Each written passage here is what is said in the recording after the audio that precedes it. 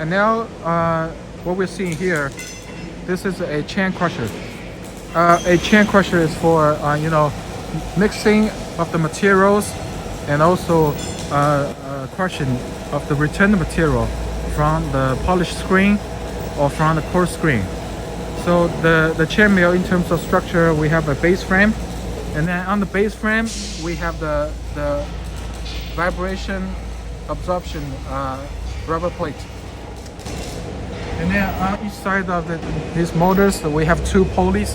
So see, the two pulleys are of the same size by the belt.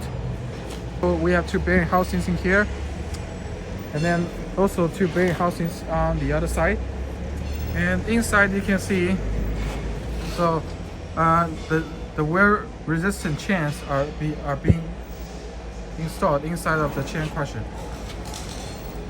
And in terms of lining, you can see that inside we have a 2 millimeters of stainless steel lining inside of the chain crusher to prevent the corrosion.